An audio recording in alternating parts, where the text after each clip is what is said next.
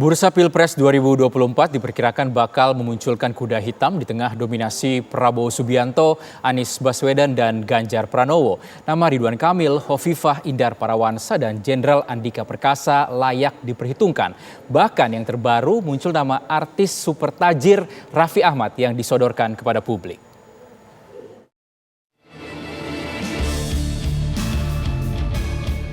Menteri Pertahanan Prabowo Subianto, Gubernur DKI Jakarta Anies Baswedan, dan Gubernur Jawa Tengah Ganjar Pranowo masih yang teratas menguasai survei Bursa Pilpres 2024.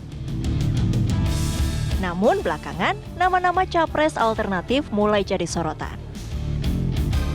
Meski elektabilitas belum moncer, ada 3 nama yang menarik perhatian, seperti Gubernur Jawa Barat Ridwan Kamil, Gubernur Jawa Timur Hovifah Indar Parawansa, serta Panglima TNI Jenderal Andika Perkasa. Kalau kuda hitam 2024 itu pasti akan banyak nama. Nah, definisi kuda hitam itu apa? Apakah nama-nama yang belum masuk dalam radar lembaga survei? Itu bisa saja terjadi. Atau memang namanya sudah ada di lembaga survei, cuma masih kecil elektabilitasnya, itu juga bisa terjadi.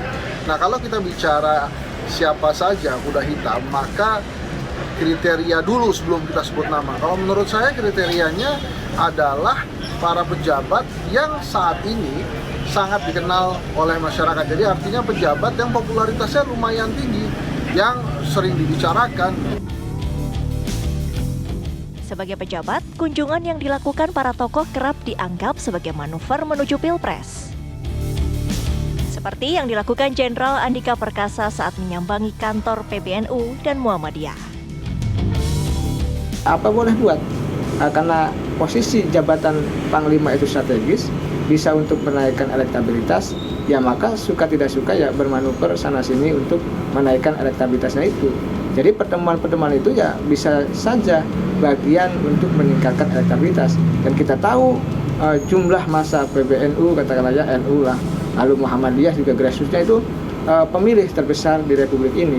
Jadi ya memang harus dirangkul dan harus didekati. Itu secara politis. Nah, saya melihatnya ini bagian daripada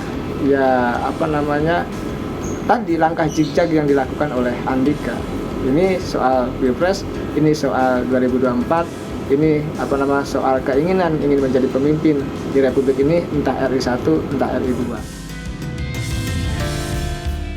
Terbaru, nama artis super kaya Raffi Ahmad kini juga disodorkan oleh Ketua DPP PKS yang juga Gubernur NTB Zulkifli Mansyah.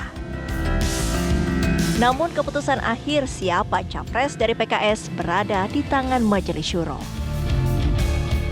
Nah, kami ngobrol-ngobrol tentang figur-figur yang akan mengikuti kontestasi Pilpres ini. Itu kan nama-nama yang itu-itu saja. Kita sudah sering berinteraksi. Nah, pengalaman kita di lapangan gitu kan, itu kan ada generasi anak-anak kami yang cara berpikir, cara bergaul, cara berkomunikasi yang sama sekali berbeda. Dan ini mayoritas di antara mereka itu akan jadi pemilih di 2024 yang majority. Nah, oleh karena itu kalau misalnya election itu base-nya only popularity, banyak yang terkenal. Ada Atta Halilintar, Raffi Ahmad yang followernya itu puluhan juta gitu. Nah, nama-nama ini perlu dihidangkan gagasannya pada publik gitu, sehingga generasi milenial itu punya keterwakilan. Mau gimmick-gimmick kayak gimana ya itu biasa-biasa saja, namanya orang mau jadi mencalonkan, iya kan?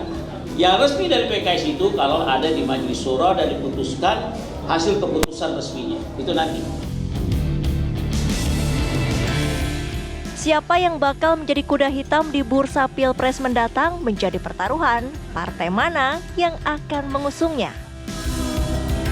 Tim TV One mengabarkan.